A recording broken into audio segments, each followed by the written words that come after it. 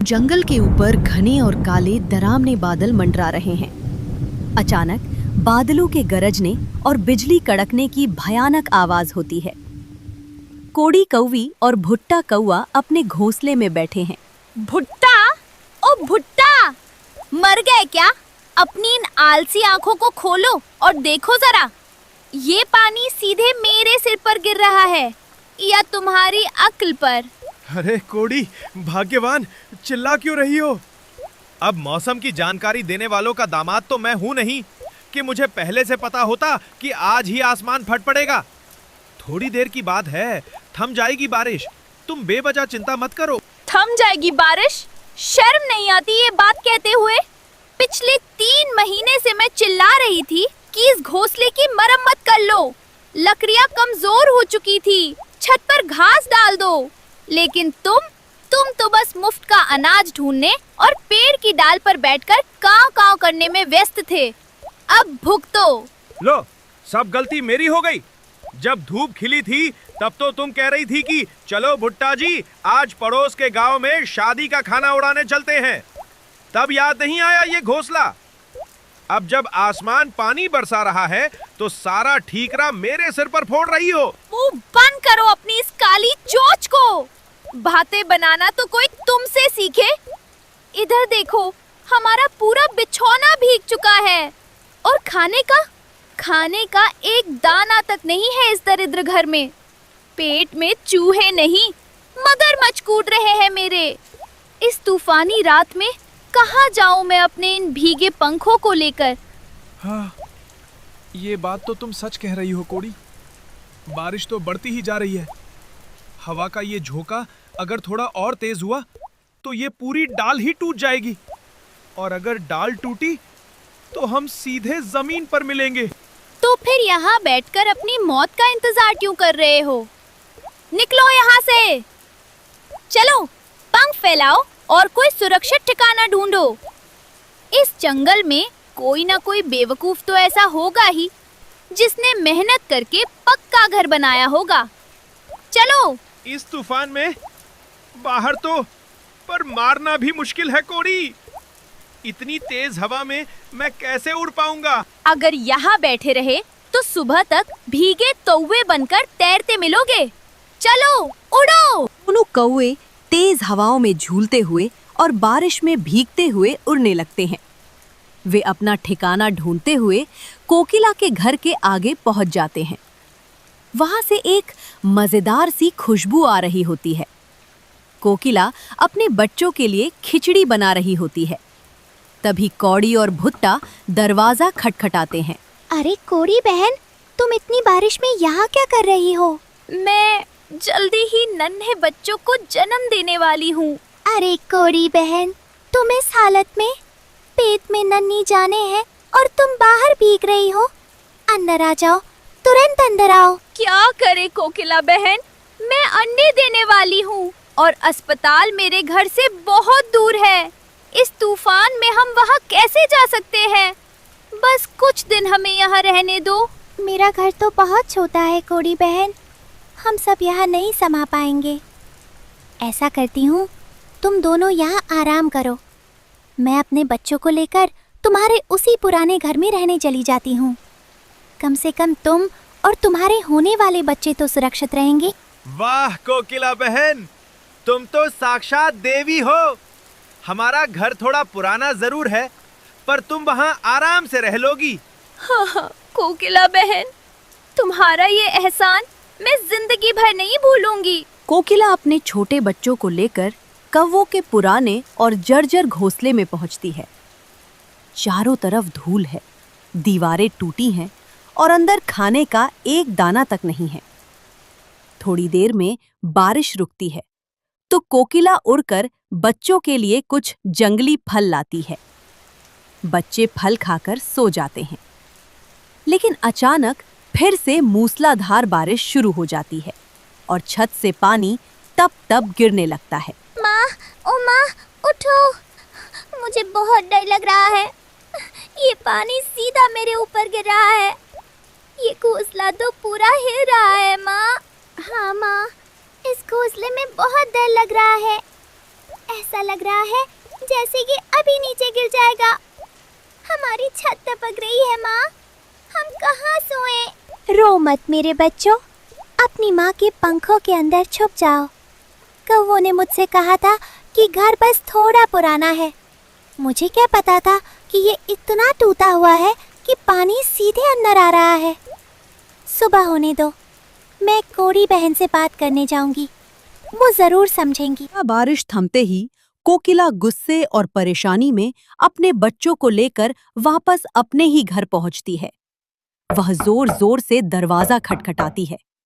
थप थप थप।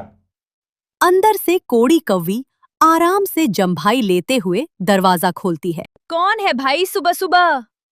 अरे कोकिला, तुम यहाँ क्या कर रही हो इस वक्त? कोड़ी, ये तुमने मेरे साथ कैसा मजाक किया है? तुमने मुझे कैसा घोंसला दिया है? तुमने और भुट्टा भाई ने मुझसे झूठ बोला कि वो घर अच्छा है और अस्पताल के पास होने के कारण तुम वहाँ रहते थे। तो झूठ नहीं बोलते तो क्या तुम अपना ये मखमली महल हमें दे देती? वो घर पूरा टूटा हुआ है कोड़ी। रात को जब दोबारा बारिश शुरू हुई तो पूरी छत टपकने लगी। मेरे छोटे छोटे बच्चे रात भर भीगते रहे, डर से कांपते रहे। उस मलबे में बच्चे नहीं रह सकते। मुझे मेरा घर वापस चाहिए। तुम दोनों तुरंत यहाँ से निकलो और अपने टूटे घर में जाओ। घर वापस चाहिए? कोकिला, तुम चिड़िया जरूर हो, लेकिन अकल तुम्हारी घास चढ़ने गई है। एक बार जो घर कोड़ी के कब्जे में आ गया, वो वापस नहीं मिलता। भूल जाओ इस घर को, अब ये हमारा है। ये सरासर धोखा है। मैंने तुम्हारी लाचारी पर तरस खाया और तुम मेरी पीठ में छुरा घोंप रही हो। मेरे बच्चे कहाँ जाएंगे? ओ भुट्टा जी, सुनते हो? जरा बाहर आना तो। देखना, ये चिड़िया यहाँ से जाने का नाम नहीं ले रही है। अपना वो मोटा वाला डंडा लेकर आओ जरा। अंदर से भुट्टा कौवा हाथ में एक बड़ा और भारी डंडा लेकर बाहर आता है। उसकी आंखों में गुस्सा है और वह कोकिला को डराने के लिए डंडे को जमीन पर पटकता है। ए चिड़िया, बहुत चोट चलाने लगी है तू। सीधे सीधे यहाँ से भागती है या इस डंडे से तेरी और तेरे बच्चों की सुताई करूं? भुट्टा भाई, तुम एक माँ और उसके बच्चों पर डंडा उठाओगे? तुम्हें भगवान का खौफ नहीं है? भगवान को बाद में देखना, पहले इस डंडे को देख। अगर 2 सेकंड के अंदर यहाँ से 9, 2, 11 नहीं हुई तो ऐसा मारूंगा कि उड़ना भूल जाएगी। चल भाग यहाँ से, निकल हमारे घर के सामने से। मारो भुट्टा जी, इसे डंडे से मार लगाओ। बड़ी आई अपना घर वापस मांगने वाली। भीख में घर दिया था क्या जो वापस मांग रही है?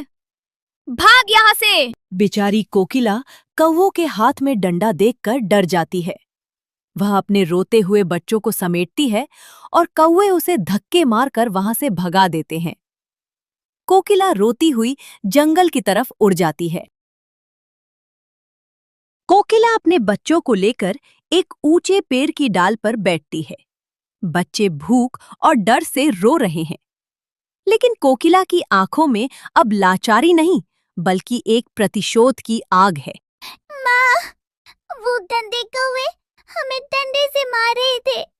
अब हम कभी अपने घर नहीं जा पाएंगे।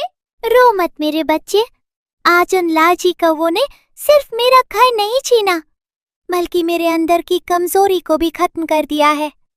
किसी पर तरस खाना और बिना सोचे समझे अपनी चीज दूसरों को दे देना सबसे बड़ी बेवकूफी है।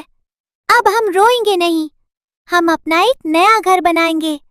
ऐसा घर जिसे कोई कौवा तो क्या, जंगल का राजा भी हमसे नहीं छीन पाएगा। कोकिला और उसके बच्चे उसी पल से मेहनत में जुट जाते हैं।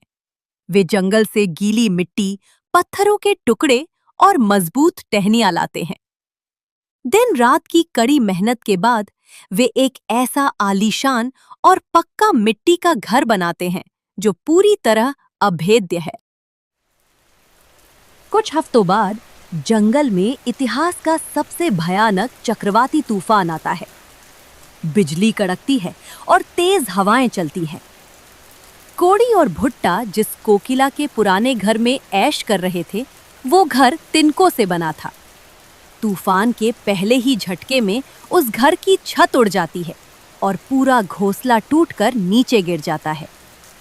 कौवे कटीली झाड़ियों में जा गिरते हैं और उनके पैर टूट जाते हैं। भुट्टा जी, मेरा पैर टूट गया।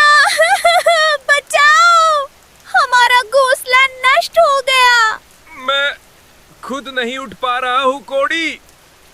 हमने कोकिला के साथ छल किया था। आज भगवान ने हमें हमारे ही डंडे की सजा दे दी। तभी वे देखते हैं कि सामने वाले पेड़ पर कोकिला का नया मिट्टी का पक्का घर पूरी तरह सुरक्षित खड़ा है। कोड़ी और भुट्टा रेंगते हुए उसके नीचे पहुंचते हैं और ऊपर खिड़की में बैठी कोकिला से गुहार लगाते हैं। कोकिला बहन, हमें माफ कर दो। हमें अपने इस नए घर में पनाह दे दो, वरना हम इस तूफान में मर जाएंगे। कोड़ी, याद करो वो सुबह जब मैं तुम्हारे पास अपने रोते हुए बच्चों को लेकर आई थी। तब तुमने मुझे क्या दिखाया था, दया या डंडा? हमसे बहुत बड़ी भूल हुई कोकिला बहन, रहम करो। रहम दुष्टों पर नहीं किया जाता भुट्टा। तुमने मेरे बच्चों को ठंड में तरपाया और मुझे डंडे से मारकर भगाया। आज कुदरत ने तुम्हें तुम्हारी ही भाषा में जवाब दिया है। जो बोया है वही भोगो। अब चीखते रहो इस कीचड़ में। मेरे घर का दरवाजा तुम जैसे धोखेबाजों के लिए हमेशा के लिए बंद है। कोकिला घर के अंदर चली जाती है। बाहर तूफान और तेज हो जाता है। कोड़ी और भुट्टा दर्द और ठंड से तड़पते हुए कीचड़ में पड़े रहते हैं। उनका घमंड और लालच हमेशा के लिए मिट्टी में मिल जाता है। जो लोग दूसरों की भलाई का जवाब धोखे और लाठी से देते हैं, कुदरत एक दिन उन पर ऐसा वार करती है कि वे कहीं के नहीं रहते। छल कपट का आशियाना तिनके की तरह बिखर जाता है, जबकि ईमानदारी और मेहनत से बनाया गया घर हर तूफान को झेल जाता है।